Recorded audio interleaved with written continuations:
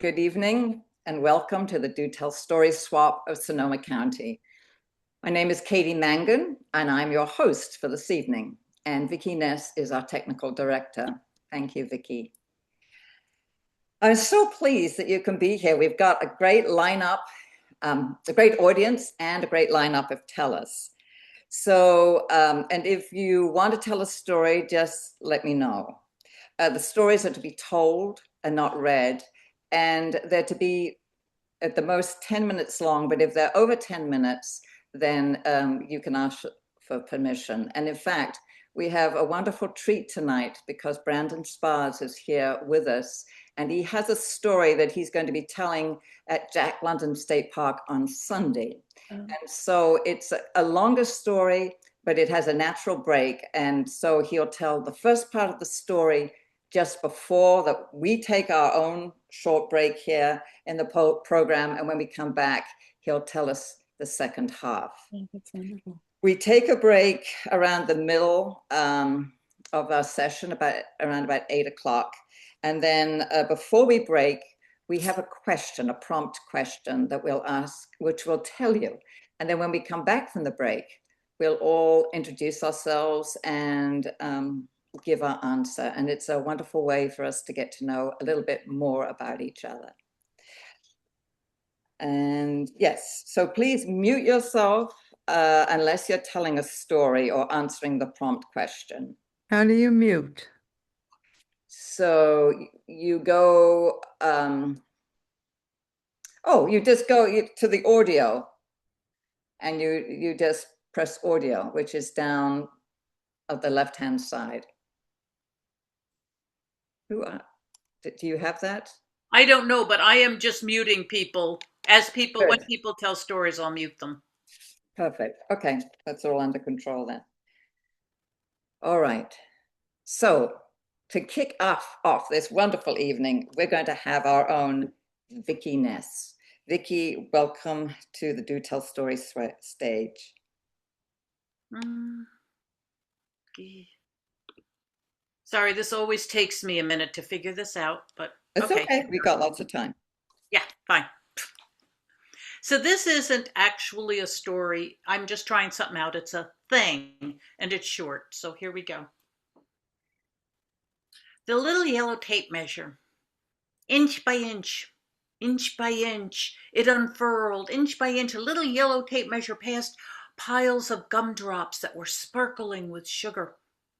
Past bubble gum in the shape of cigars that were yellow or pink or green. Inch by inch it crept past, root beer barrels and licorice whips. And it kept on creeping inch by inch past wholesome glasses of milk and white bread sandwiches with the crusts cut off and cut into quarters and put neatly on a plate. Inch by inch it crept around polished apples and juicy oranges, and then it kept creeping past medicine bottles and sticky spoons stuck in saucers by the bedside of a very sick young girl, who tossed and turned all night, the sheets twisted and damp, the nights frigid cold or sweltering hot, dreams scratchy and gray, and thoughts that were not her own, a whole tide of thoughts that she could not control, and fears and terrible emotions, and then inch by inch it got darker and darker until she turned the corner, and inch by inch and hour by hour and day by day she got better, and the color came back in her cheeks and her eyes lit up with joy again, and she got out of bed inch by inch and day by day. You could tell it was measurable. She was amazing. Before you know it, she was back at school and she was playing in the recess, running around the recess, having a wonderful time. Inch by inch, day by day, she got healthier and healthier. And then she came up with an idea all of her own. It was an image. And there it was. Why, it was that yellow tape measure that spooled up like a little snake and pooled into canary yellow paint.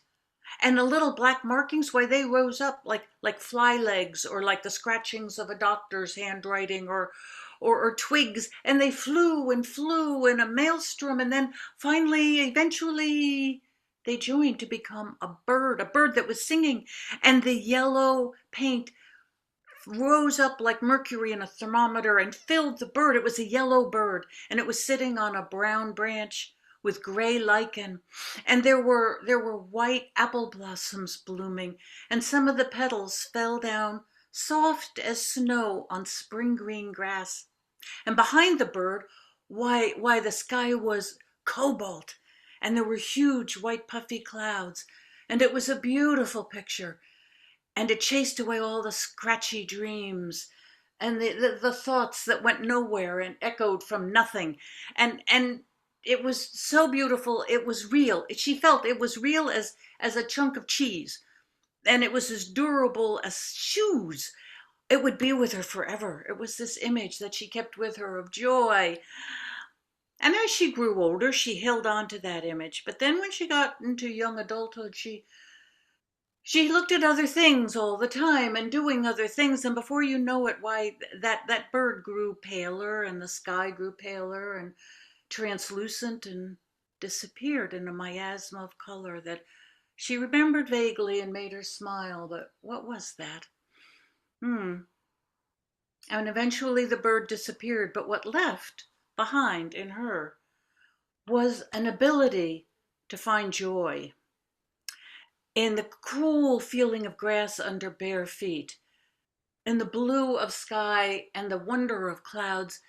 Oh, and the miracle of feather and flight, the sound of birds and the scent of flowers. But more than that, she had a sense of music and the sound of rain tick tick ticking against windows, and oh, the still silence of a sickle moon on a summer night, and the sound of gravel crunching as somebody came home who was long waited for, coming up the driveway, and the smell of bacon on Sunday morning, and oh, coming in from the cold into a warm house to hear voices in another room welcoming her in. All these things, all these beautiful things she gathered and kept more than other people knew how to do. She knew how to do, and she held each one of them, and her love and her joy and her gratitude from there on out was simply immeasurable. Vicky, that is amazing. That was so There you go. wonderful. Oh, There you are. Vicky, thank you. Oh, That is not a thing. That is just the most creative story and ideas and feelings. I mean, it's to me almost indescribable. And I just love that. Thank you. I just wish I knew how to. How do you do that? And how do you remember that? Inch by inch. Keep it short, inch by inch. Inch by inch. Well, thank you again very Okay. much. That was wonderful. Mm. All right. So now let's welcome Beverly Schwartz to the stage. Welcome, Beverly. Okay. Yes. There you go. Okay, great. The name of my story, let me give it a name. The name is the Christy McAuliffe story, how I created the STEM program in her honor. It was 1987, and I got a letter, and I opened it, and I said, oh my God. The state had made a new hands-on science program they expected all the teachers of the elementary level to do, and at the end of the year, we were going to get tested to make sure the kids learned it and we taught it. I don't know how to put a nail in the wall. Never let's teach hands-on science. What was I going to do? Well, I had a science school, engineering school next door to me, and I said, I'm going to walk over there and see if someone can help me. I had no equipment and I had no knowledge of how to use it, but I did have the curriculum. And I walked over and I said, can you help me? Can you maybe give me some volunteer students to come into my room, borrow the equipment from you, and possibly teach the lessons this year because we were going to get tested at the end of the year. And knowing what I know, which was nothing, I was going to have my kids flunk along with me. And she agreed. And for the first year, we went through all the things that the students in the college could help me with. And then after this, and came January, I went out to Albany Medical College and I got people from there to teach the human body and the health. And I went to other different places and I brought people into the room. We always did a demonstration, which included the children coming up. Broke up into hands-on groups where we had some hands-on of what we were studying. And then the kids, by the end of that unit, had to make their own project. Well, the kids absolutely loved it. And for the next 3 years, teachers would come saying, we have to do the same test at the end of the year. We just don't know who's going to get picked, what grade level. So they started it, and I got more students from this college to come in. The state heard about it because I did some publicity on TV and newspapers about what we were doing as a school for the new curriculum. And they came in, and they came in a few times, and they finally sent me a thank you note for letting me come into the school saying, we were hoping people would do exactly what you're doing throughout the state. And they sent me an application for the 1990 Christy McAuliffe Award. Christy McAuliffe was the teacher picked out of 11,000 people to actually go into space. And she was a social studies teacher. And she was going to come back and go across the whole country to teach how her program worked so people might like to also try it. Well, I applied. And to my surprise, I won. I won for New York State. And they said an astronaut would be coming to my school to talk to an assembly and see something that your class has done. Wow, I was so excited. And the day came, and we had the assembly, and he announced I had won. And there was the press and the TV and newspapers, and everybody you can imagine was there, the school board, the superintendent. And what my kids did was, with the help of the students, we had made rocket ships and we blasted them off in the back of the yard because Christy McAuliffe was going to go out into space and be launched. And we wanted to show that we also felt that it was important to study space. Well, before he left, the astronaut said, Bev, there's going to be an award ceremony, and I'm going to meet you personally when you get there. I have a favor to ask you. But he wouldn't tell me. So the day came, and I flew down to Kennedy Space Center, and I walked into the reception where the award ceremony was going to be, and there he was waiting for me. Bev, come with me. I'm going to have you seated with a very special person. And in the very head table, he walks me up to a tiny woman, older, with gray hair. And he goes, this is Christy McAuliffe's mother. This is the first time she's back since her daughter's rocket ship blasted off. She wanted to meet you and hear about your program. Oh, this is what he didn't want to tell me before, I thought. And we had a magnificent lunch and talk together. And she was asking questions. She must have read the paragraph that was in the directory about my program. But she asked questions that were even more deeper than the paragraph had said. And she took a really big interest throughout the whole lunch about my program. Well, I figured this was the favor he wanted me to do. Then he comes up after the ceremony, says, Bev, Grace, I have special permission to take you to the back part of Kennedy Space Center where nobody can go without special permission, and we're going to give you a tour of it. I was so excited, had my camera ready, and off we went. But she didn't look too happy about it. Remember, this was the first time she had been back since her daughter's death. So we had a wonderful tour, did a lot of laughing. The one thing was they used to have rocket ships and they would try to get them off. Some exploded and some worked. And in those days, they used extension cords from this igloo that was next to all the rocket ships. And he said, I'll tell you something funny. You see these two doors outside? They're bathrooms. Now, you have to lock the doors for 48 hours after the rocket ship because fuel comes down and they didn't know how long it would take. And if it hit a person's body, it would really burn them. So everyone had to stay in that little igloo. So the first time they blasted off a rocket ship, what happened? Somebody had to go to the bathroom. But where was the bathrooms? Outside. They had to make do in the little igloo that was locked. And then they had Squirrel Man. And they had extension cords going to the rocket ship.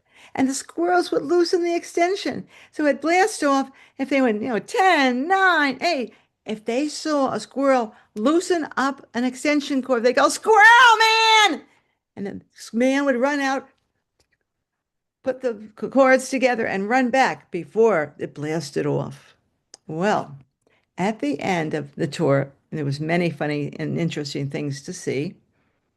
We got in the car and he turned around and said, we're finally going to finish our tour. I have special permission to have you both stand on the launch pad where your daughter blasted off. She kind of turned white and real stiff. A little tears were kind of in her eyes. And we drove up. It's a very long ramp. And at the end of the ramp is where we ended up. Now, we were all looking up to the sky. I had been asked by my superintendent to apply for the Krista McAuliffe Award, but I always thought what I was doing in my classroom was really important. But I took the application and I put it on my table and I looked. A week went by, 2 weeks went by, 3 weeks went by. Why wasn't I doing this? It's an opportunity of a lifetime. And I realized my luck, that rocket ship's going to explode and I don't want to die in space. I'm happy doing my program. I never told anyone. I never applied. They just assumed I didn't get it. But her daughter had the courage with 2 kids, a husband, a family, a community that loved her. She took that risk and she got it. And here I was standing next to her mother, and I could see her kind of tears down and holding her stomach. And I said, Grace, would you like some time up here alone? All she could do was nod. I said, take your time, Grace. We, David Lowe, the astronaut, and I will wait down at the bottom of the ramp. So Dave and I went down to the end of the ramp, but he walked into his car. And I stood there watching her at the very top of the ramp. And she was wiping her eyes, lips were moving, and she was moving her hands. She was talking to her daughter. About a half an hour went by and I was getting a little worried.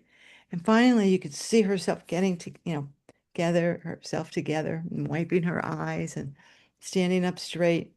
And she started walking down the ramp.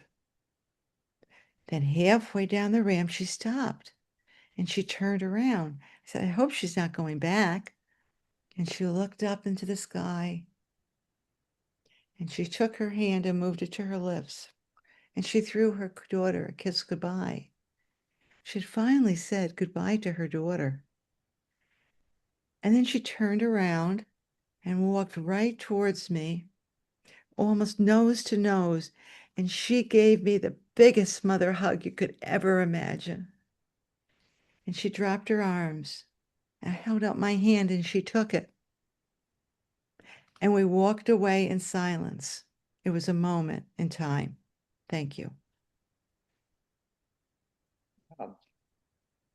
Yeah, what a very moving story. Well, you had such an exciting opportunity to go to the Kennedy Space Center, and you made the most of it. And it was just beautiful how you talked about the last part with her mother, in walking up to the ramp and to the launch pad and spending time there. If you'd like to see some pictures of the event, I will put in the chat Beverly Space Schwartz Space STEM. This became the program that is now used around the world. And I got a commendation last May from the United States Congress proclaiming me the person who coined the word STEM and had the first program. And I got a citation also from New York in the Congress that I was the first program who had the first not-for-profit STEM corporation in the world. And you can see that in all these pictures of even me at the ceremony with David Lowe and Christy McAuliffe's mother. There's a picture on my website. Good job, Bev. Thank you so much for bringing that special story to us tonight. Thank you. Okay, so next we have Rose Owens. Welcome to the stage, Rose. Tonight, I would like to share a fairy tale. Well, it's sort of a fairy tale. You see, we think of fairy tales as being something that's been handed down for generations and told and retold. But this fairy tale was written by Jane Yolen, and I have her permission to share it with you. Sleeping Ugly. Once upon a time, there was a princess, and she was a beautiful princess. She was beautiful when she was awake. She was beautiful if she was asleep. She was beautiful when she was eating. She had the long golden curls that hung in ringlets to her shoulders, rosy cheeks, emerald eyes. She was beautiful. But I hate to tell you, she was spoiled. Now, one day she flew out of the castle in a huff. And a huff is not a fancy carriage. It's a temper tantrum. And she got on her horse and she rode fast and furiously into the forest. She left all of her attendants behind, and when the horse stopped, she looked around. She had no idea where she was. She said to the horse, "Take me home." And the horse just stood there. "Take me home." And the horse just stood there. She got down off that horse and she walked around to the front of the horse and she looked that horse right in the face and she said, "You take me home." And she kicked him. And the horse took off for home. It knew all the time how to get home. It just wasn't going to take her. So she began to walk through the forest, and she came to a place where the clearing, and there was this huge oak tree with a spreading canopy. And under the oak tree, there was a little old lady asleep. She had gray hair and wrinkled skin and a knobby nose. She had a patched apron and bare feet. Now, anyone who knows anything knows that if you find a little old lady asleep underneath an oak tree in the forest, she's probably a fairy in disguise. Petronella looked at her, and she walked up and she kicked her right on the foot and she said, "Wake up!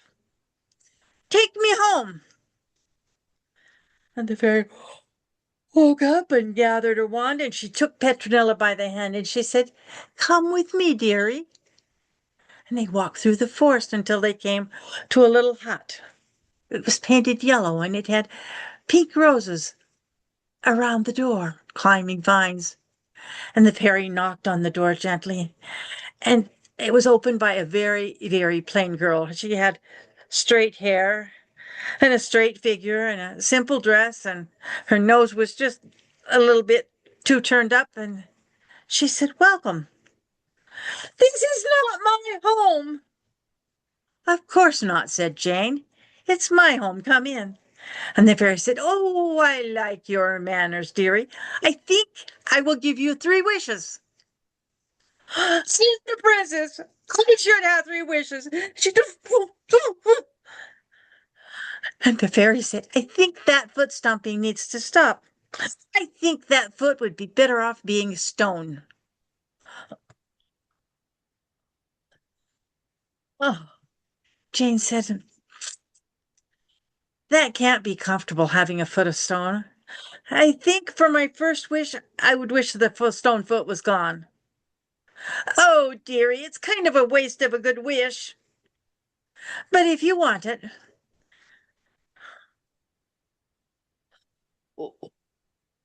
Oh, that was a stupid thing to do. If I had a wish, I wouldn't do that. And the fairy said, I think I don't like the words you're speaking. And with every word that Petronella said, a toad or a frog came out of her mouth. That can't be very pleasant, said Jane. I think for my second wish, I wish that the frogs and the toads were gone. But if you wish, dearie. And they were gone. And Petronella said, I want to go home.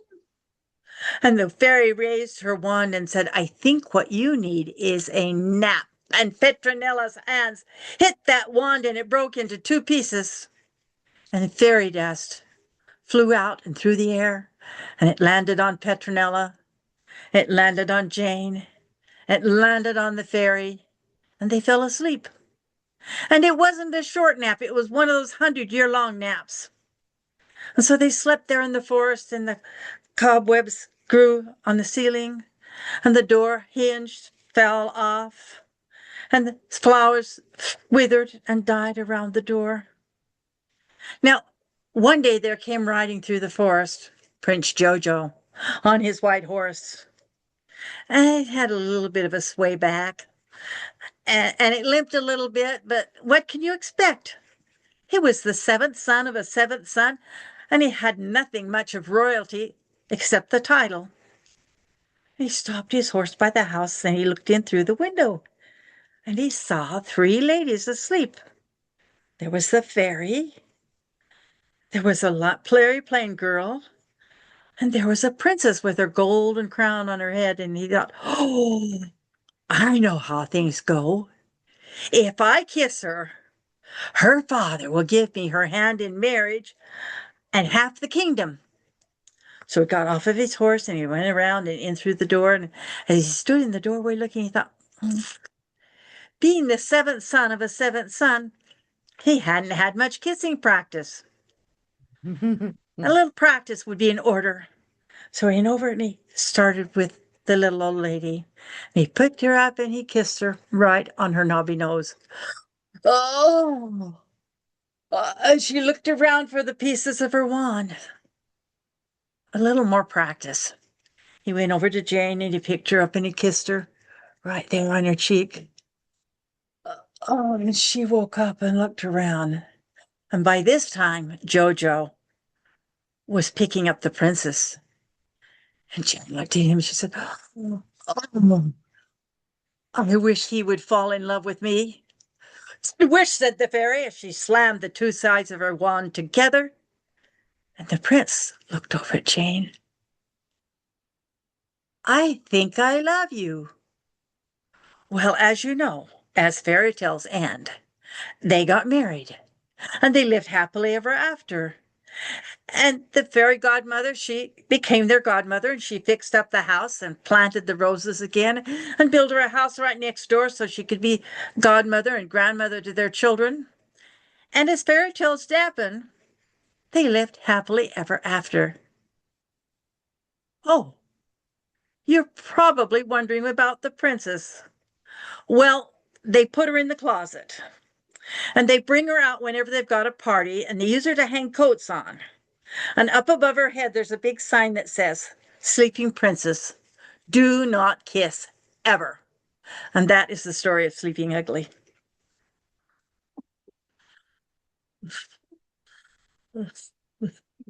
That is such a great story with ending that you don't expect. But it was so beautifully told. You knew exactly who was talking. I love the fairy. When I loved her patched apron and her bare feet, but you know how she was casting spells. I mean, it just drew you in. It was just so beautifully told. Thank you so much. I love that. Somebody once asked me if I could be any superhero I wanted to be or whatever. And I said I would be the fairy from Sleeping Ugly because she's so kind and compassionate and caring. She is. I hope you will tell us that story again sometime because it really is so lovely. So thank you you. so much, Rose. Thank you. All right. So now let's welcome Sharon Elwell to the stage.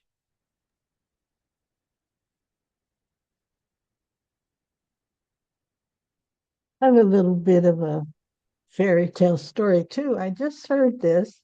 Marion Greenfocal at the Sierra, no, it's not Sierra, the Seattle Storytellers Guild told this. So I just heard it for the first time and I just loved it.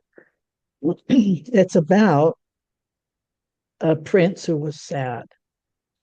And he was so sad that he did nothing all day long but sit and look out the window and sigh from time to time. Oh, and he kept this up for so long that his father, the king, became concerned.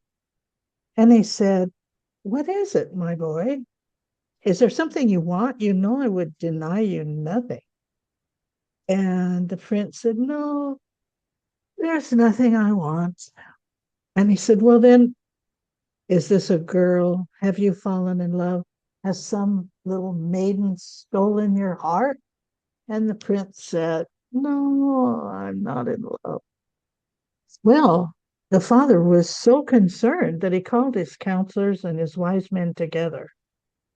And he said, "The prince is terribly unhappy. What can we do to make him happy?"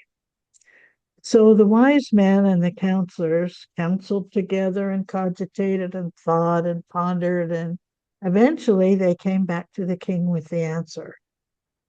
And the answer was, if the prince wears the shirt of a happy man, the happiness in that shirt will rub off on him. "Ah," said the king. So he sent messengers out into the kingdom to find a happy man. The first person that they came to that looked happy was a man sitting in a sidewalk cafe in the village, laughing and talking with his friends. And so they went up to him and said, "Sir, you appear to be a happy man." And he said, "Oh, I am a happy man. I have wonderful friends. We talk, we joke, and we sit together and solve the problems of our little village." And the messenger said, "Would you be happier still if you were made a knight?"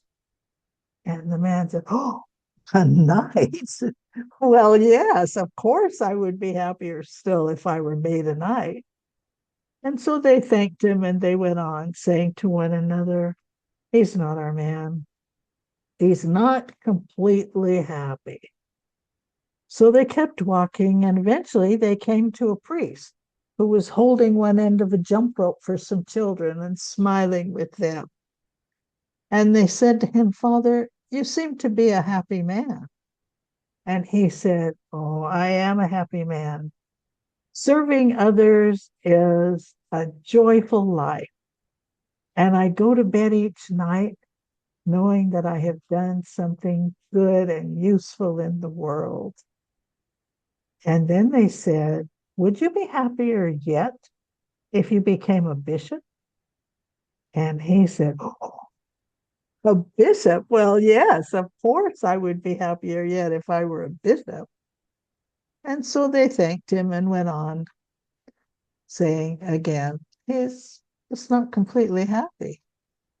As they left the village and went out into the countryside, they saw a man sweating, bare chested, following a plow down a furrow. And he was singing at the top of his voice. And so they went up to him and said, "Sir, you seem to be a happy man." And he said, "Oh, I am a happy man. I love to be outside. I love to work. I love to feel my muscles. I love to make things grow. I love how straight these furrows are. I love my life." And they said, "Well, would you be happier yet if you had more land?" And the farmer said, "More land? No, this land is all that I can manage, and it gives us sufficient for our needs." And they said to one another, "This is our man." So they told him the story. "Sir, the prince is terribly sad, and we have learned that if he could wear the shirt of a happy man, the happiness in that shirt would rub off on him." And the farmer said, "Well, I would be very happy to help you with that mission, but I don't own a shirt." And so the messengers went back to the palace, and they said to the king, "Your Majesty, we were unable to obtain the shirt of a happy man. The prince is going to have to create his own happiness. However, we learned several very good ways to do it." And that's the end of that tale. Oh, Sharon, thank you. I love that. That was so cool. Uh, and you're so expressive. The sad prince and his father who is so concerned for him, and then the sort of the solution to find the shirt of a happy man. It seemed kind of weird, but I love the image of the priest holding the jump rope for the children. Yeah, very nice, so beautifully told as always. So thank you again.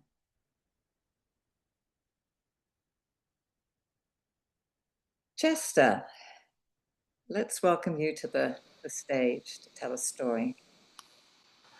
Well, good evening, everyone.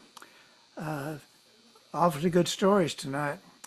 Mine isn't really a story. I just want to talk to you a little bit about something, and I'm trying to figure out what to do with this material that I have. But I'm a bit of a hoarder. In fact, a bit is probably not adequate. But I stack up stuff. I get stuff. My wife and I like to go to garage sales and estate sales and buy stuff we don't need. Eventually give it away mostly. But the other day she got a little tired of it, so she was out in the garage and she was going through boxes and she found some stuff that I'd bought either last year or 10 years ago. I don't know when I bought it, but I kind of recognized it when I saw it. And I'm going to hold it up, and I don't know if you'll be able to see it in this technology or not, but it's a book. Let's see, it doesn't look like it's showing up very well here. So That's better. it's a very old book.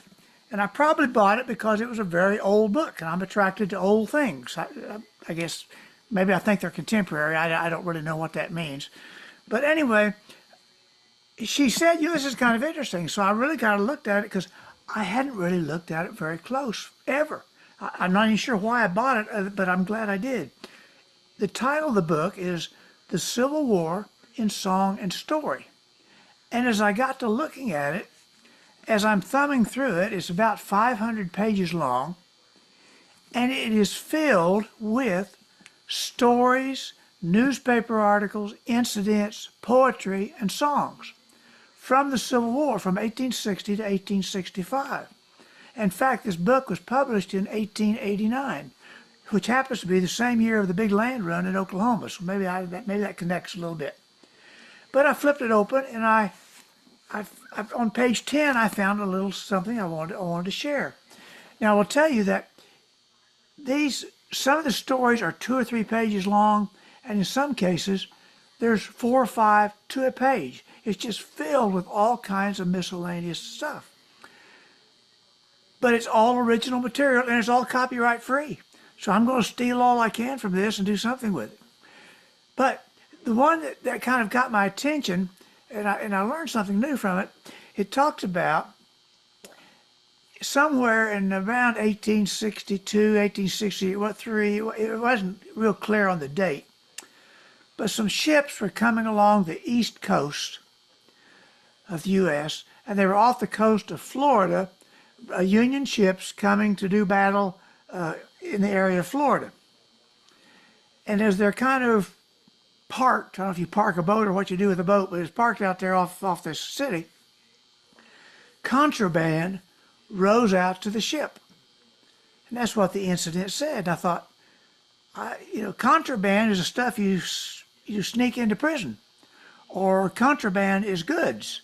So what are they talking about? Contraband rose out to the ship. So I look it up. Well, it turns out that contraband was the term used for escaped slaves in the Civil War, about that period of time when they were able to cross. And since that time, thumbing through the book, I have found several other instances where the word contraband is used to think of a person. But in this little newspaper article, which I think it was, contraband is what it's never given a person, but now I know that contraband was a black man who had the courage enough to row out into the ocean to these battleships.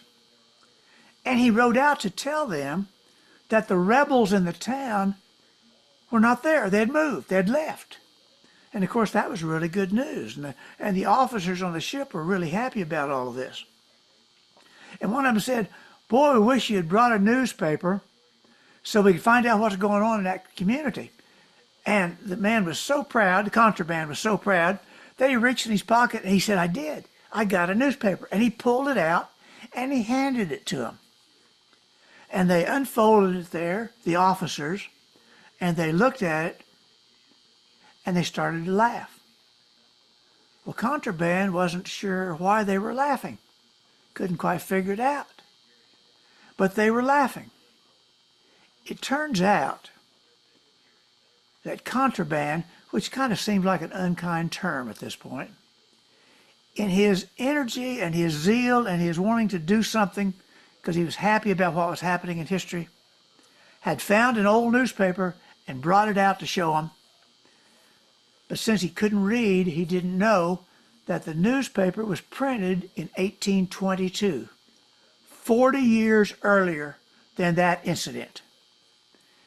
And what was really interesting about the newspaper, and one of the reasons that the officers were laughing, other than the fact that it was not a current newspaper, was that the newspaper included an editorial advocating for the abolition of slavery.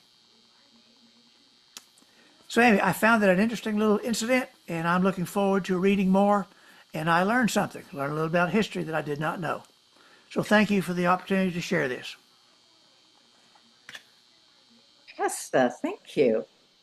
That is so interesting that you found the book after having it for a few years, and then you have this huge treasure trove, and you have all those stories that you can mine.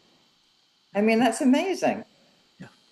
Yeah, it's got a lot of stuff in it. It's got a lot of poetry. And a lot of the stories and poetry are what we would call extremely racist terms today, but it was the language of the time. And it was just exceptional. I found one poem that was so exceptional in terms of an Irishman who was really talking about the black man, how brave he was in fighting the war.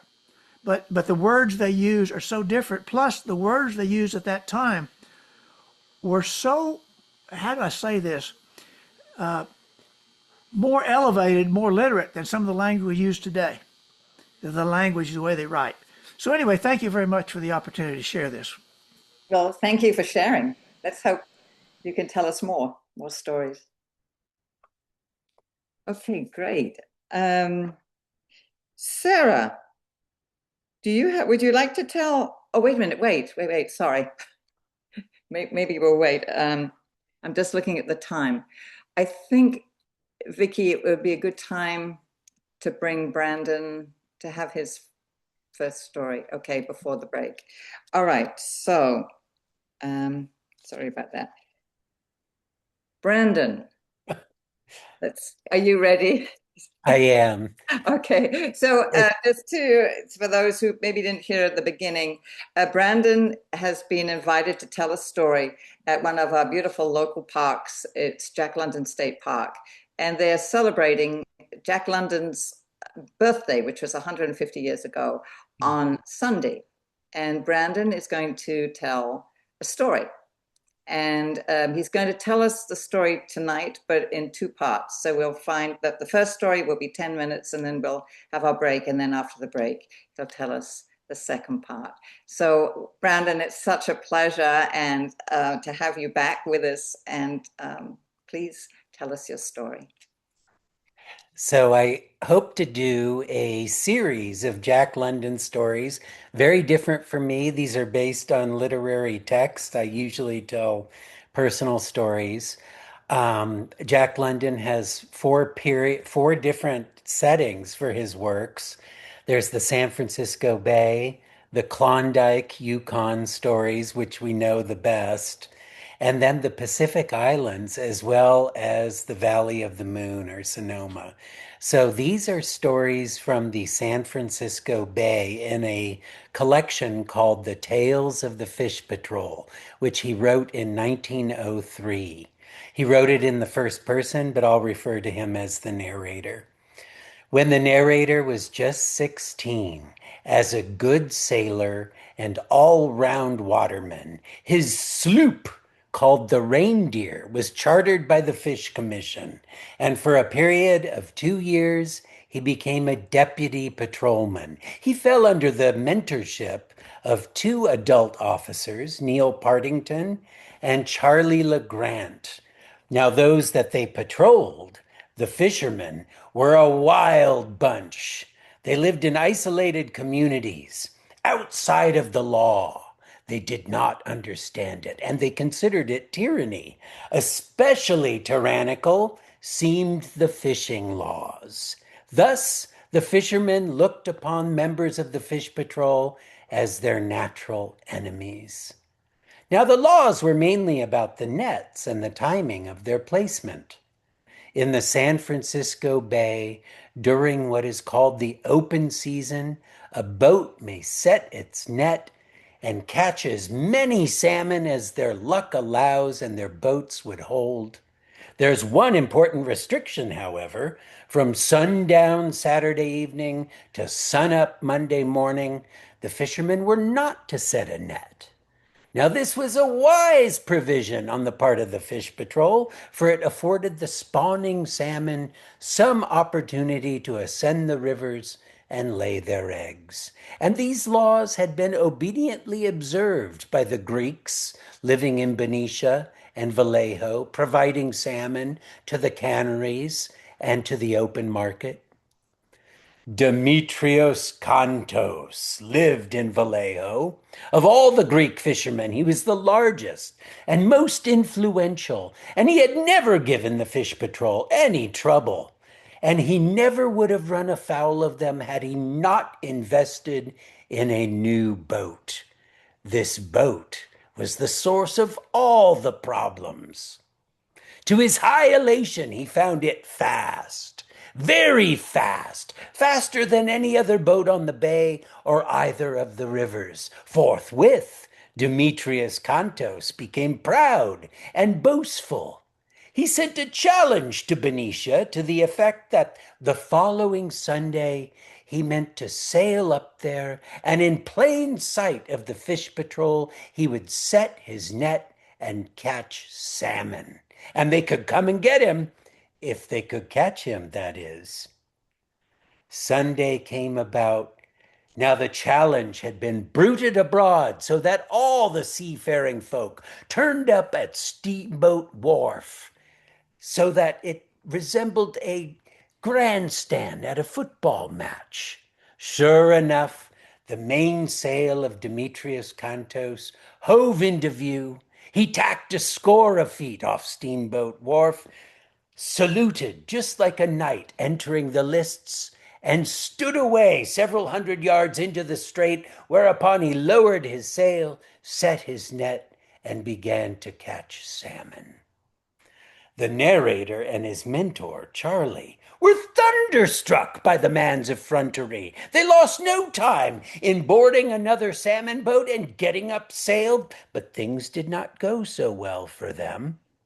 Either his boat's a daisy or we've got a 5-gallon can stuck fast to our keel, Charlie exclaimed. He sailed just as well, if not better, than Demetrius Cantos, but their boat was not so fast as the Greeks. Slack away the sheet, lad, he commanded, and as they fell off before the wind, they could hear the mocking tones of Demetrius's laughter as it floated down to them. It was the same thing the following Sunday and the next. But it was the narrator's imagination that came to the rescue. You see, they had to catch Demetrios Kantos red-handed with salmon in his boat. So, while the narrator gave chase in his boat, Charlie would stealthily leave Benicia and head to Vallejo and wait for him to dock there. But can you manage the boat alone? Charlie asked. She's got a ripping big sail on her. But the narrator argued his proficiency so that the matter was not breached again. Sunday and Demetrios arrived together. It had become routine for all the fisher folk to assemble at Steamboat Wharf to cheer his arrival and laugh at their discomfiture. Sure enough, he lowered his sail, set his net, and promptly caught 2 large salmon. "Go on, lad," Charlie urged, and then stealthily headed away from the wharf. It was on. Demetrios Kantos was counting on a nasty sea to bring the young narrator to grief. But the boy was on his mettle. He was keyed up to concert pitch. His brain was clear. His hands, they never fumbled. Why, it was as if he divined the 1,000 things that must run through a sailor's mind every second. They were entering the mouth of the straits. A bad stretch of water. Why, here the Vallejo Straits met the Carquinez Straits headlong. Through the first flowed all the water of the Napa River in the greater Thailands. Through the second, all the waters of the Sacramento and San Joaquin Rivers and Suisun Bay. And where they clashed together, a terrible tide rip was produced. And on top of that, for 15 miles up San Pablo Bay, the wind drove in a tremendous sea upon the tide rip. Yes, the lad, however, was excited as the water. Why, the boat behaved splendidly, lurching through the welter just like a racehorse. And as our conquering hero roared on, the boat suddenly received a frightful smash. A sunken pile! No man may guard against it. Waterlogged and floating unseen just beneath the surface, it's impossible to spot in the troubled waters. Why, the bow of the ship was completely crushed, and so quickly did it happen that the narrator was pulled under, tangled in the sail. He fought to the surface, suffocating, his lungs bursting. And he saw Demetrios Kantos as he looked back at him. He heard the vindictive tones as Demetrios Kantos shouted exultantly, and he watched as Demetrios Kantos held steady on his course, leaving the lad to perish in the wash. The lad was beaten and buffeted and smashed by the San Pablo Whitecaps. He was strangled by the hollow tide rip waves that flung themselves into his mouth, his eyes, and his nose. He felt the strange sucks as the water would grip him and pull him under, only to spout him up in some fierce boiling. He struggled on spasmodically, instinctively, and was only half conscious when he felt himself plucked by the shoulders and hauled over the gunwale of a ship. Why, it was Demetrios Kantos. He had meant to let the lad drown, and even said so later. But the better self fought the battle, conquered, and sent him back to save the boy. "You sailed the boat well," Demetrios Kantos said. "So good as a man." And Demetrios Kantos smiled at the lad all the way to Vallejo, whereupon his face darkened with rage as none other than Charlie LeGrant stepped out from behind a net rack and put a heavy hand on Demetrios's arm. The lad pleaded Demetrios's case, but Charlie LeGrant was a man of duty. Later, however, it was discovered that it was none other than Charlie who paid the fines and the lawyer fee. More than anything, this matter served to show the deeper significance of the law. And the lad came in for his share in the praise as a boy who knew how to sail a boat. Thank you. That is such a wonderful story, and you tell it, of course, so well. And it's just so interesting. Hear the familiar names of Benicia and Vallejo, and we just zipped through, over bridges and stuff. And there's a huge amount of water out there, and yeah, it just sort of brings it closer together. But I love the descriptions of when he's pulled under, when the narrator is pulled under, Yeah. and how you Thank you. keep describing that, and you can hear him sort of choking and being caught in a sail. It's amazing. Well, of course, Very that's exciting. Jack London's writing. So, but yeah, learning to tell a story from a literary text is quite different for me than creating, personal stories in my own conversational language. Uh-oh, my dog is getting uppity, but thank you. I'm so glad that I got to try that. So how did you put that all together? I mean, you would take it, were the words, a lot of it Jack London's words? Oh yeah, I tried to preserve a lot of the language, but it's interesting because naturally a few of the scenes kind of simplified and smoothed out, and I needed pathways to follow through some of the more descriptive scenes. So things like he saw, he heard, he watched, that guides me through some of that. Buffeted, smashed, strangled. These verbs kind of guide me through some of these more, elaborate descriptions.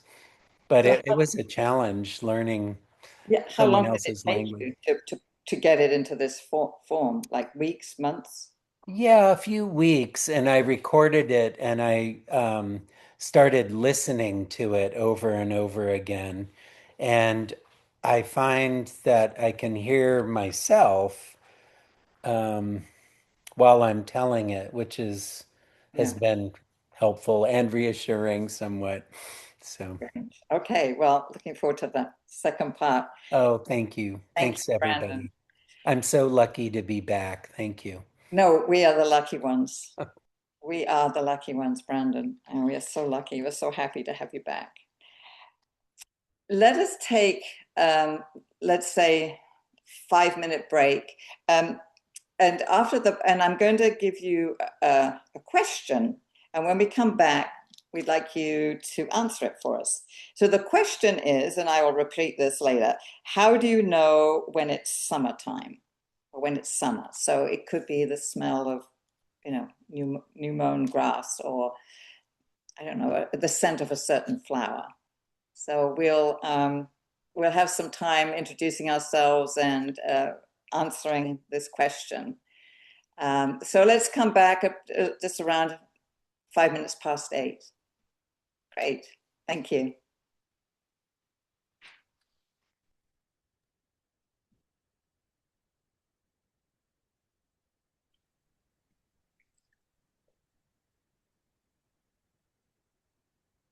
So Vicky, are we paused?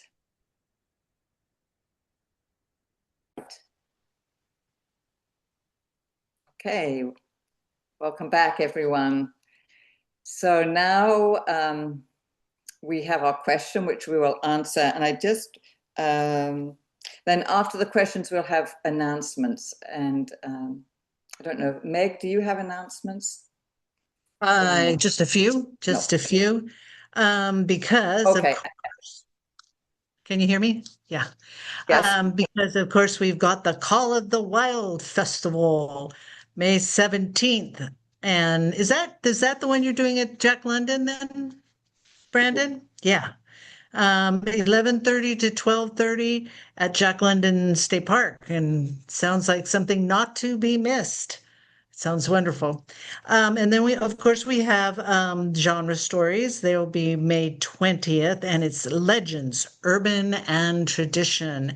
And so I think most of you know that you go onto the SAC website and sign up. If you are a member, it is a freebie. So it's a really good reason to get your membership renewed or even just get a new one, So I would really recommend that.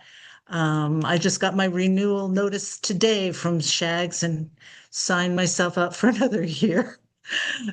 So to just really benefit from all of the things that SAC does.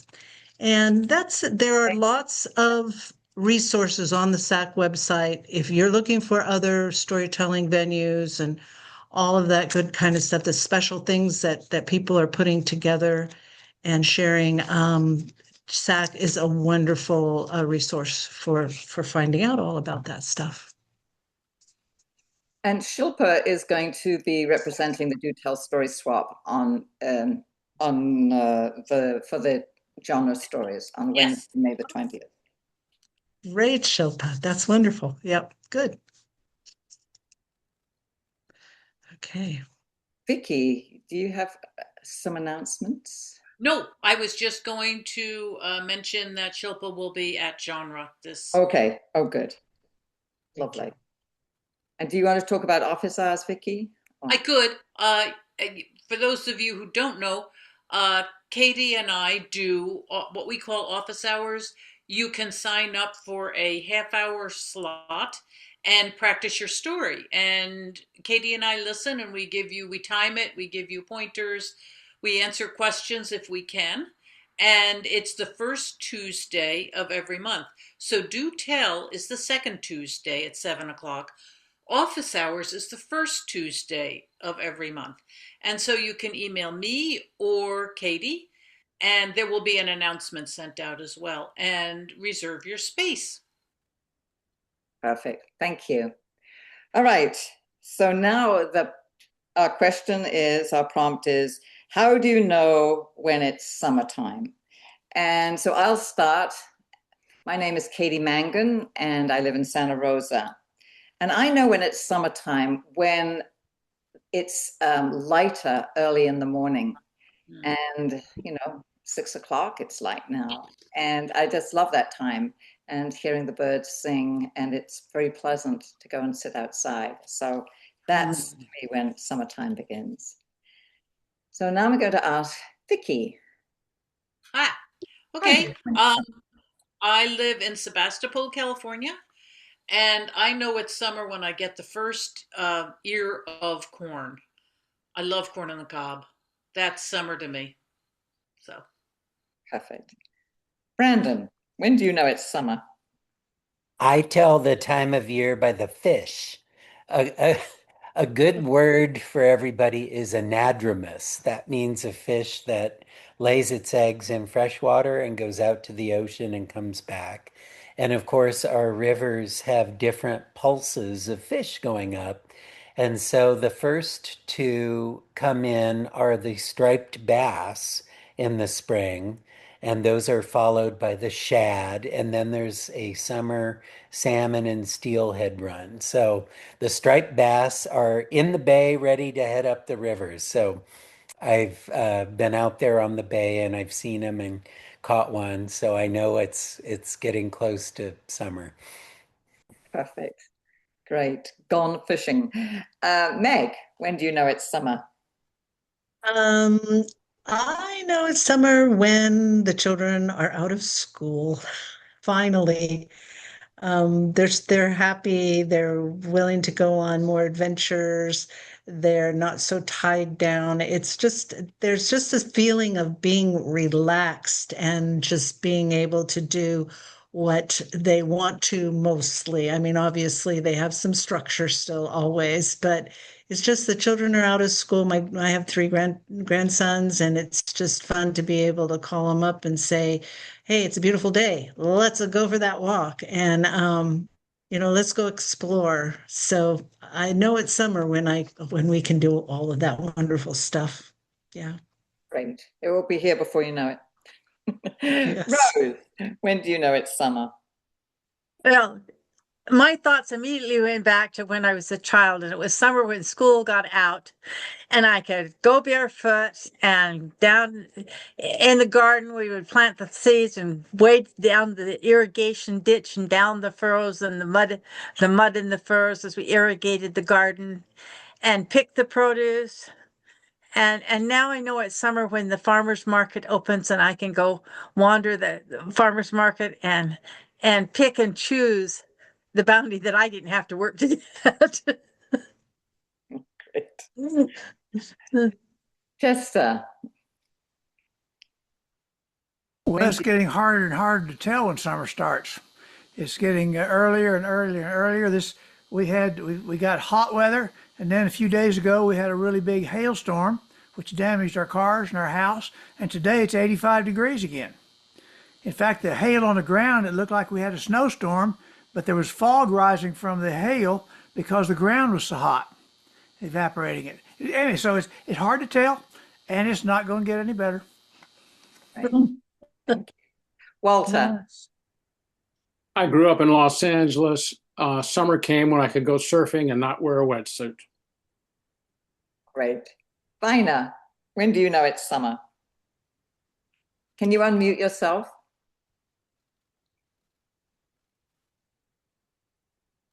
It must be summer because I gauge it by the weeds going to seed. So I have to get out there and get them pulled before and in the green bin before they drop seeds, which is going to be next year's trouble.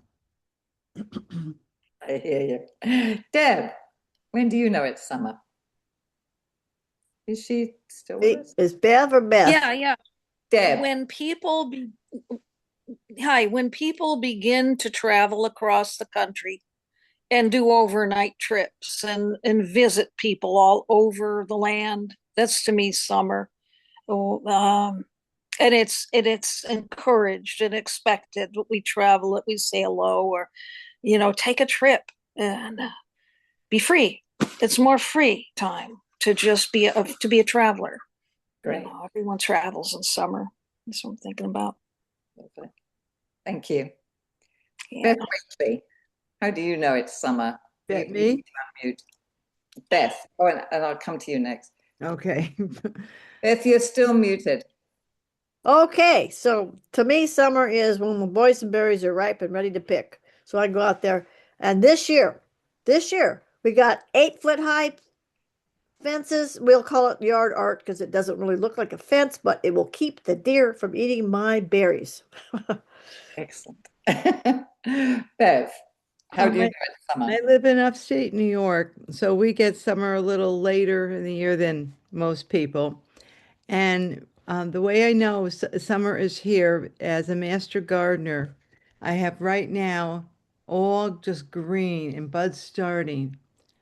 And as the summer approaches, that's when everything starts opening and blooming, and my garden is full of the colors of the rainbow of all the different plants that I've put into my garden.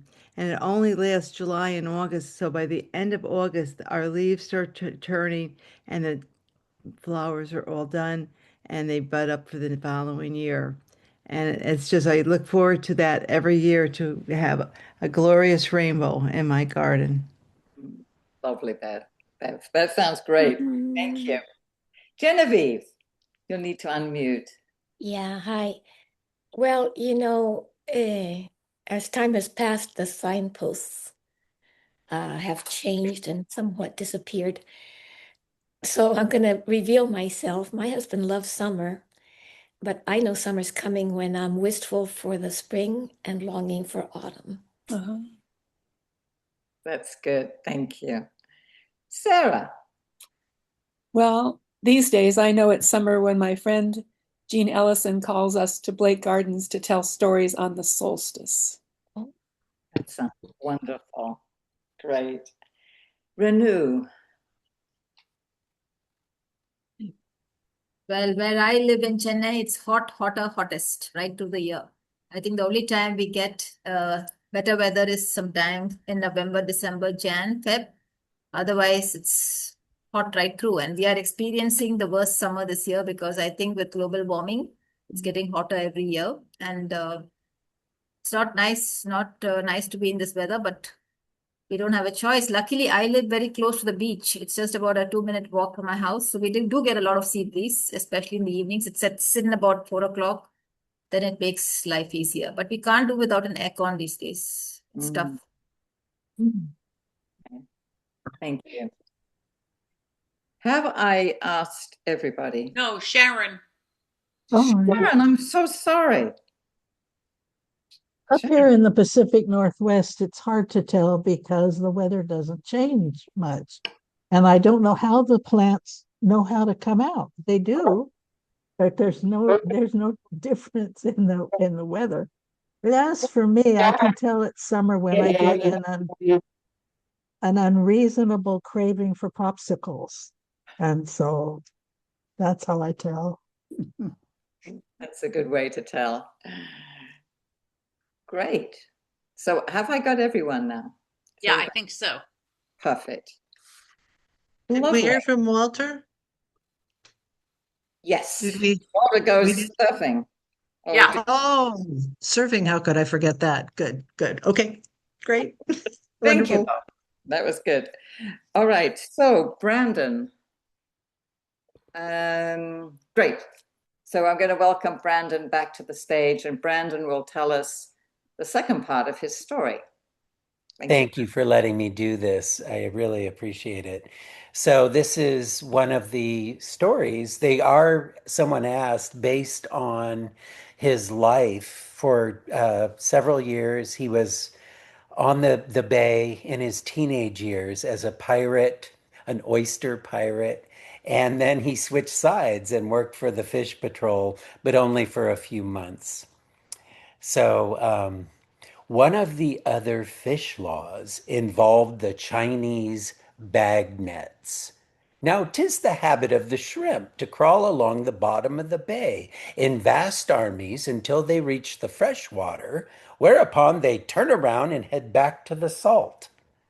The Chinese shrimp fishermen lived in villages on Points Pedro and Pablo, and they would sink nets with enormous gaping mouths into which the shrimp would crawl and from which they might be transferred to the boiling pot.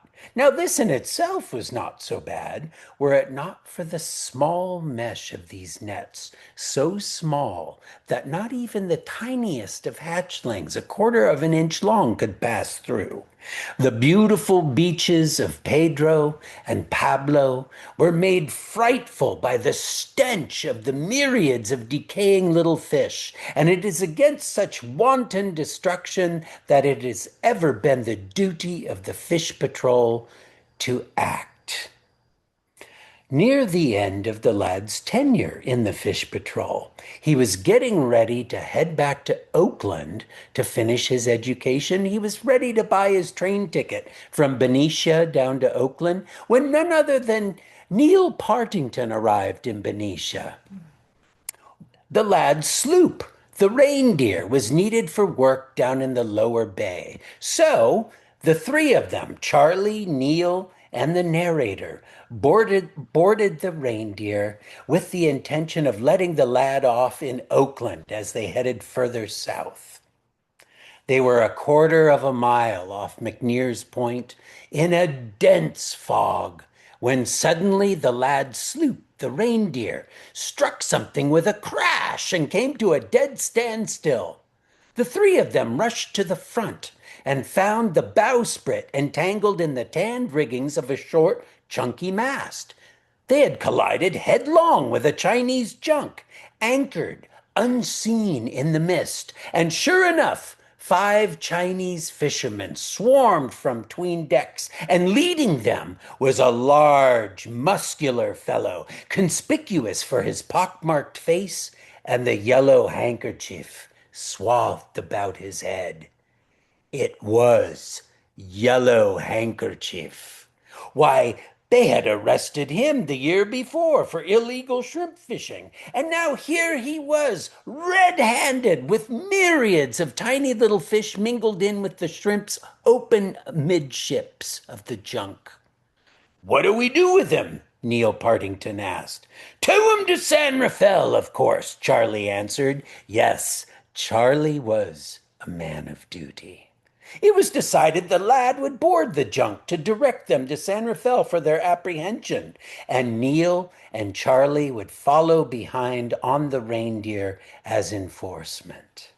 However, during the journey, darkness fell, and the Chinese fishermen were able to overpower the lad. They bound and gagged him and then snuck back out to the bay right past the reindeer, whereupon a noisy discussion ensued. Yellow Handkerchief was vehement, but his comrades as vehemently opposed him. Yellow Handkerchief wanted to do the lad in, but the other four were afraid of the consequences. So, bound and gagged, the lad was tossed up onto the beach on none other than one of the Marin Islands, a group of rocky islets off the shore of Marin County.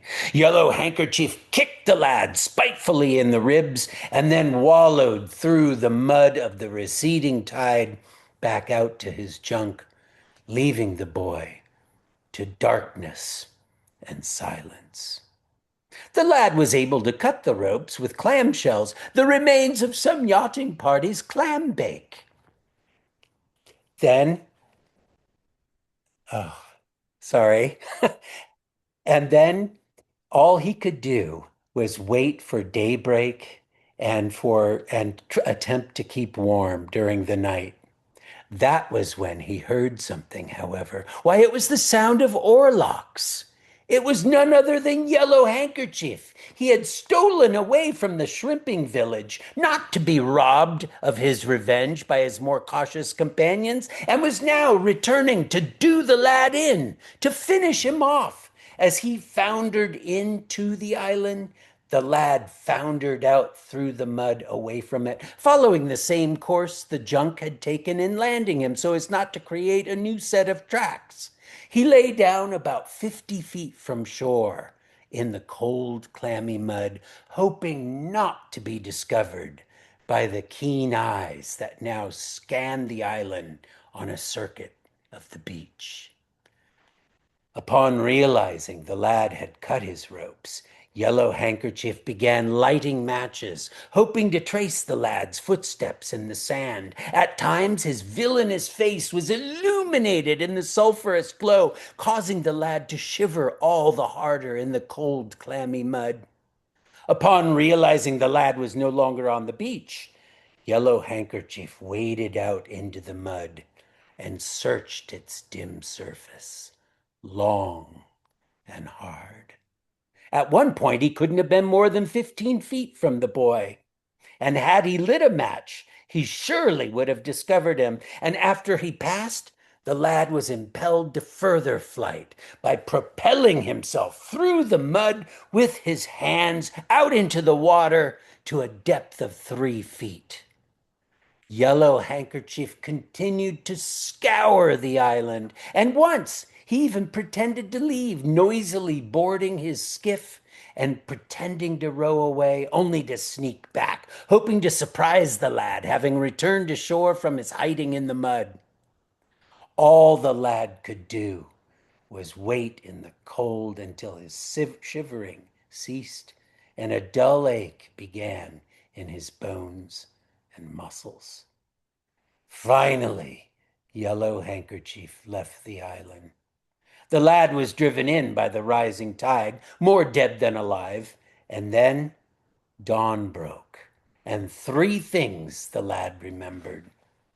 The mainsail of his reindeer as she slipped from San Rafael Creek on a light puff of morning air as if in a dream. Then the reindeer anchored and a small boat leaving its side. And then the cabin stove, roaring red hot, while Neil Partington poured scalding coffee down his throat and Charlie LeGrant pounded his body in an attempt to bring him back to life.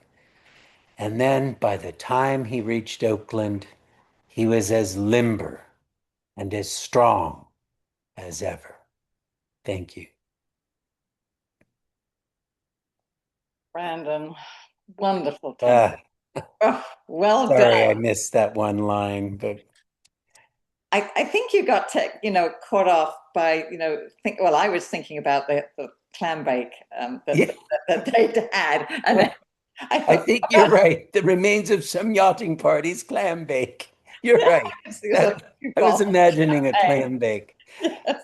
Oh, Katie, there's always a new mistake to be made. Well, we all make mistakes and it's fine. It's great. You just pause. And I mean, you just go on and on and on. I mean, it Yeah, is just riveting. So you're allowed to take a pause. And thank you. and it will be just wonderful on Sunday. And I just wish I could be there. But Oh, thank you thank you. I appreciate it. for bringing the story to us all. All right. So now let us welcome Sarah. Thank you for your patience. Welcome to the Do Tell Story Swap stage. Thank you. Thank you. The young farmer was thinking about the times he sat on his father's lap with his head against his father's chest, listening to the tick, tick, tick, while his father told him bedtime stories. Now, this young farmer was the recipient of the land that grew hay, which he had inherited from his father, who had inherited it from his father.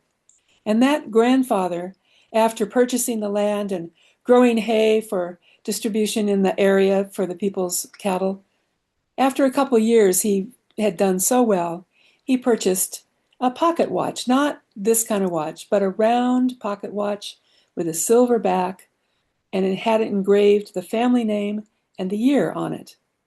And that watch, too, had been handed down from grandfather to father to our young farmer.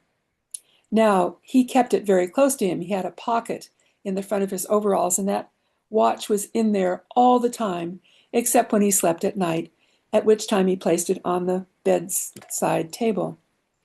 Well, the young farmer walked into the barn, and as was his practice, as he stepped across the threshold, he patted that watch and went in to make sure everything was ready for the people who would be picking up the bales of hay tomorrow. He looked around, he counted the bales, he made sure everything was lined up so those machines that they needed to load the hay would have access. It would be easy for them to take the harvest and go. When he finished, he stepped across that threshold out back into the yard, and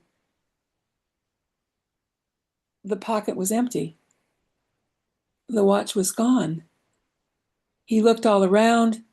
He didn't see anything. He went back into the barn. He searched every place he thought he had been. He searched the ground. He searched the bales of hay, but he couldn't find that watch. Well, he stepped out and sat down on a bench right there in the yard and couldn't figure out what to do. And then he noticed that there were a group of children playing nearby in the yard. Please, please, I need your help. Come help me. They all ran over, and he said, I've lost my watch. I'm sure it's in the barn. Can you help me find it? And happily, the young people went into the barn and played and chuckled and laughed and searched and looked all around. And they came out and said, Sorry, mister, we can't find it. Thank you for trying. And they started back to their field to play, when one little boy held back and came back to the farmer and said, Do you mind if I go in and search by myself? Of course not. Please, please go in. And again, our young farmer was trying to think of what to do. Not too long after that, the little boy came out and he said, Is this what you were looking for? And indeed, it was that watch. It was the pocket watch. He put it into his pocket. He said, How did you find it? The little boy said, Well, I went into the barn and I sat down and I got very quiet and I closed my eyes and I heard tick, tick, tick, and I knew right where it was. Thank you so much. Thank you. He called after the boy gratefully as the boy went back to his play.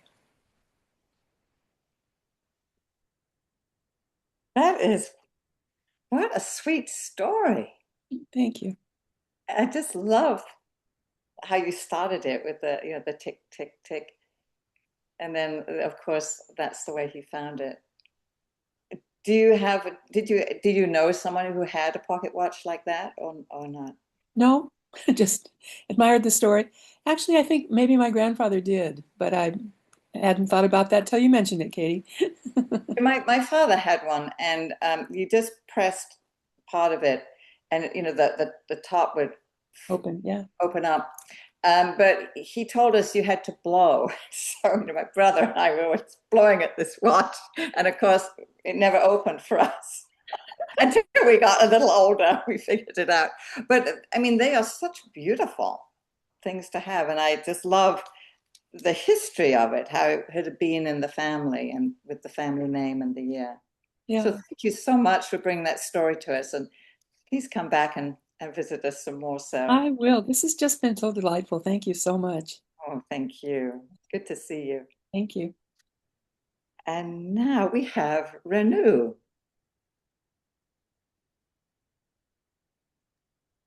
Please welcome Hold on. Renew to Hold the on, I'm stage. looking for Renew. I knew she's here. Oh, Where? don't worry, because I'm setting my timer, so it's okay. Up. Okay. Okay, so good evening, everybody. Thank you so much for giving me an opportunity to tell a story, despite the fact that I joined in late. In fact, I have not been too well. I had a sprain in my back and it's been pretty painful. So I think that's why I didn't join on time, but now I'm feeling better and I love to tell stories. So here goes. Thousands and thousands of years ago, when the gods came down and walked upon earth, and the asuras also came onto the earth. And there were always battles between the gods and the asuras.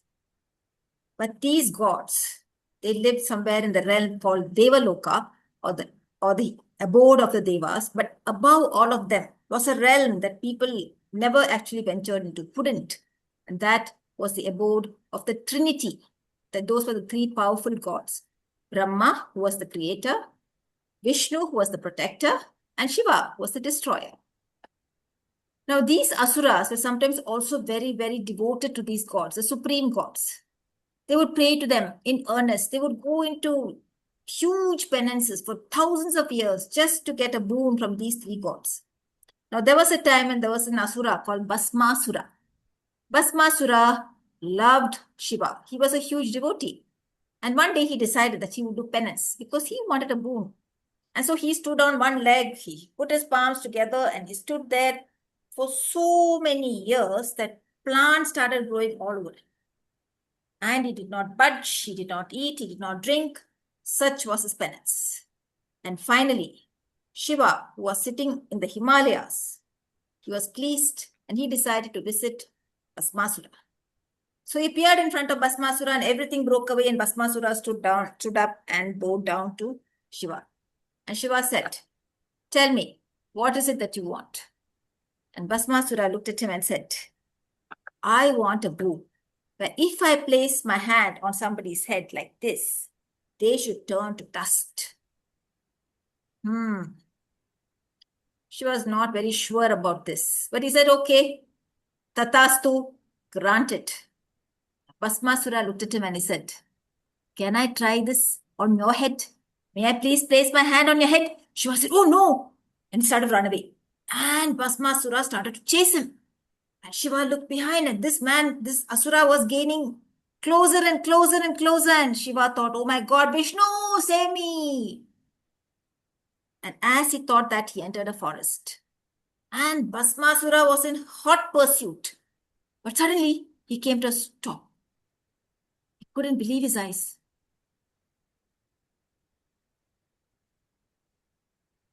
In front of him was a beautiful, beautiful damsel. She was so beautiful, he had never seen anybody like this. And of course, he fell in love. And he looked at her and said, "Beautiful lady, will you marry me?" And she looked at him and said, "Well, you are very handsome, but I have decided the only man who can marry me should be able to sing and dance exactly like me." Oh, I'm very clumsy. I don't know how to dance and sing. If I sing, you'll run away. Don't worry about singing. Let's see if you can dance. Like I said, I can't dance. I can teach you. Are you willing to learn? Of course, of course. You can teach me? Yes, yes, I will dance. Okay, now you must follow whatever I do, okay? Of course, yes. Now do this, do that. And she started to dance. And Basmasura tied his belt. Oh, was she doing this or that? Oh, oh, oh. He was following everything that she did. And she went faster and faster and faster and faster. And finally she did this. And of course he did the same and turned into dust. And that is the end of the story. Thank you. Oh, very clever. That is wonderful. I wondered how it was going to end. Thank you, Renu. It's always lovely to have you here. Please never apologize for coming late. You have a long way to travel. And it's such a pleasure to have you here. And Thank you so much. Thank you. Oh, no, thank I you. love being here with all of you. Oh, that's so good. Great. Okay, so we have time, I think, for me to tell a story. All right, and I'm just going to change gears here, excuse me. Okay. Well, hello there. I'm Shirley Ann. I live in England, in a tiny village. It's so tiny, it's hardly worth putting it on the map. You know, May is such an exciting month because it begins with the ceremony or the festival of Beltane. And that's the very, very beginning of summer. And growing up, I loved Beltane because in the next door town, they had a grand celebration. Oh, there was maypole dancing and there was Morris dancing. And in the evening, there'd be 2 big bonfires. Oh, it was fabulous. Each year, my mum and I, we'd go out and we'd buy some green material and she made me a dress. And the dress was for me to wear during the Beltane festivals when I danced around the maypole. And every year we did the same. Well, that was grand until I became 15. And I wanted to hang out with my friends. I didn't want to be dancing. So I said to my mum that I wasn't going to do it that year. Oh, my mum wouldn't have anything of it. She says, oh no, I've made the dress and I've signed you up and you're going to dance. One of my favorite teachers was Mrs. May. She was an English teacher. And the week before Beltane, she had been talking to us all about the history of it and what to expect. And we were all so excited. But I didn't want to dance. And the Beltane, it was on a Saturday, and it was also going to be a full moon. And on that Friday afternoon, I went home and I went up to my bedroom and I was just so angry that I wasn't going to be hanging out with my friends the following day. And my mum had hung my dress up and I looked at it, and I realized it was really sweet. It was lovely. It was a beautiful green color. And she'd sewn on some ribbons, of pale pinks and yellows and greens and blues. And then I remembered something that Mrs. May had told us, that the Celtic people, they started celebrating after sunset the day before. Well, it wasn't quite sunset, but I thought I should start celebrating right now. So I got out of my school uniform and I put on my Beltane dress. And I decided I was going to go to the forest to visit my favorite trees. Well, it wasn't a forest, it was just a wood, but I loved fairy tales and I read them all the time. And in the fairy tales, they talk about the forest, don't they? Not the woods. So I was going to go to the forest. but I couldn't go in my good school shoes. So I decided I'd put on my favorite clogs. They were covered in sequins and silver glitter. You know, my mum hated them. My best friend had given them to me. They were a size too big. And so the only way I could wear them was to put on this thick pair of woolen socks. You see, they looked so funky. And I just loved that. And so there I stood in front of my mirror. There I was in my beautiful Beltane dress with all the ribbons, and then these cool, funky clogs. And I clumped downstairs and I went to the garage and I got my bike. And I rode down the road and I turned left to go to the lane. And that's where I just stopped in my tracks, because it had just been a week. But in that time, because it was summer, the beginning of summer, all the leaves on the trees, they just burst out. You know, that very soft, pale, vivid green. They were all there. And then the bluebells had come out, and the bluebells had carpeted the forest. And so it was this sea, ocean of blue. So I dropped my bag, I kicked off my clogs, and in my funky woolen socks, I tiptoed through the bluebells, and I went to find some of my favorite trees, and I began to sing to them. And I noticed as the sun was setting, you know, those beautiful golden soft rays of sunlight were coming down, and they were hitting this big trunk of a beech tree. And the beech tree has a very smooth bark. And I just looked at it and I thought, oh, I'm going to sit there in the sun. So I leaned against the bark, and you know, it was warm. It was just so lovely. And I must have closed my eyes and fallen asleep. When I opened my eyes, I looked around and everything had changed. I was in a part of the forest I'd never been to before. Nothing was familiar. And then I heard some children and women singing. And then some men joined in. And I saw coming down the slope a group of these people, fairy folk. And there was a man playing a fiddle and a flute player and a drummer.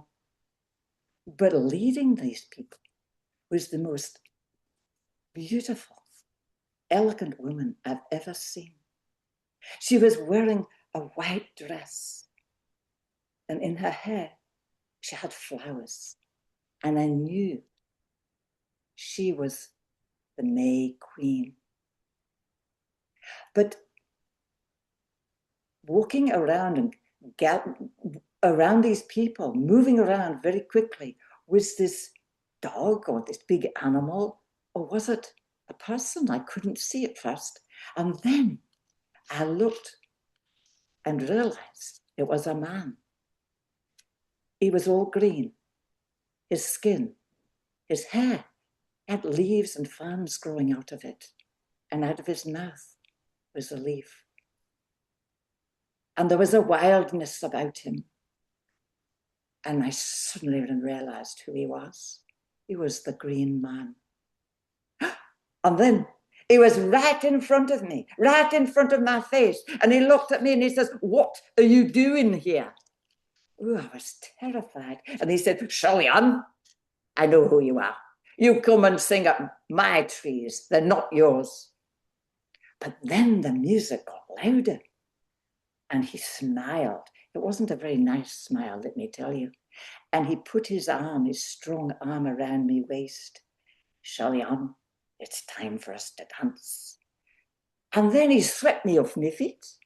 My feet had left the ground. I realized we were flying. We were flying out through the trees, up and over them, and down and round and through the branches. And oh, I could tell my dress had got torn. I felt bad for my mum. On and on we went. And then finally, the music stopped. And he looked at me and said, it was time to feast. And that's when I looked him in the eye. I said, I'm old enough to understand and know all the lessons that the fairy tales teach us. If I eat or drink any of your fairy food, I'll be under your power for a year and a day, if not longer. And with that, everything went black. I couldn't see anything. I couldn't hear anything, smell anything. It was very, very scary. I didn't know how long I was like that until I suddenly realized that there was a big light shining full in my face. First of all, I thought it was the full moon, but it hadn't the softness of the moon. It was more like a hard white electrical light. And I realized it was a flashlight. I could hear a man's voice. It was angry and tired. And he was shaking me. Shirley Ann, wake up, wake up. And in the background, I could hear my parents talking. I couldn't understand what was going on. Well, it was much later when my parents had got me home did they explain everything. They had come home late from work to find the house unlocked. No light was on, and I wasn't home. Neither was my bike. So they jumped in their car and they went down the street. And as they turned left into the lane, the car headlights picked out the sequence on the clogs and the spokes of my bicycle wheel. Well, they stopped the car and they jumped out, and they could see my tracks leading into the forest through the bluebells. Oh, they were very scared and worried, let me tell you. So they called the police. And the police officer arrived. When he heard how old I was, he wasn't very sympathetic to my poor parents, you know. He said, oh, 15 years old. Well, she's probably out there, you know, binge drinking with her friends. Oh, maybe they're smoking weed. Oh, magic mushrooms. Well, my father convinced him that they were going to ground me for the rest of my life and that I would never, ever be a problem to the local police department. And so my mum and dad and myself, we went home. Of course, I was grounded, probably for the whole month of May. And I slept all the way through till about 1 o'clock the next day. I didn't care, I was grounded. And I was dreading going back to school on Monday. Oh, all my friends had probably had a lovely time, and it was going to be embarrassing telling them what I had done. But when I got to school, it was kind of funny. Everybody was rather quiet. I didn't say anything, but I realized my friends had probably done something embarrassing too. The last class of the day was Mrs. May's English class. And she'd written on the board an assignment. We had to write an essay on how we celebrated Beltane. Let me tell you, there were lots of groans. But I thought to myself, oh, I'm not going to tell her what I did. No, I'm going to write a story. And I smiled because I was a good creative writer. Mrs. May had told me so. But the funny thing was, as I put my hand to write, my hand on the paper to write, I couldn't write until I started to write down the truth. And so I wrote down the story I've just told you. And I handed in my essay. And we had to wait a whole week till the next Monday before Mrs. May handed them back. Mine was the last one she handed back, and she smiled at me. I could see that she'd written some comments in red ink. But then I saw she'd placed 5 gold stars at the top of the page. Blessings, abundance, and healing to you all. Oh, Katie. There you go. So, what a wonderful session we've had. So fun. Such great stories from us all. So we had Vicky's story, that wonderful thing that was hugely imaginative. Bev's wonderful story. And thank you, Bev, for staying with us. And it was just so great to hear your story and the link that we can find out more about it. Rose, thank you again for your story. Always great to hear from you. And Sharon, thank you. The happy man. Chester, with your wonderful book. Thank you. Sarah, thank you for the farmer. I love that with the clock. And Renu, you always have wonderful stories. Where are you, Renu? I've lost you. And Brandon, welcome home. Welcome home. Please stay home. Don't go anywhere. You're ours.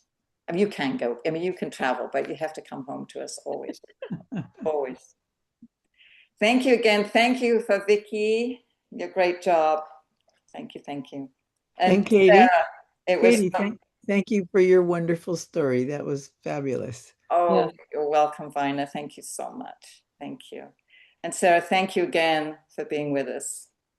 Oh, you're so welcome. Thank you so much. And Meg, thank you too for all that you do and the emails and stuff, and sending them out and keeping us with the. Well, you guys are the best, I have to say. Impressive.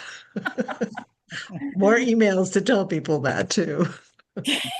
Thank you so much, everyone. Oh, good. Okay, well, wow, it's almost 9 o'clock. Is this being put on the California Storytelling Association so we can listen to it?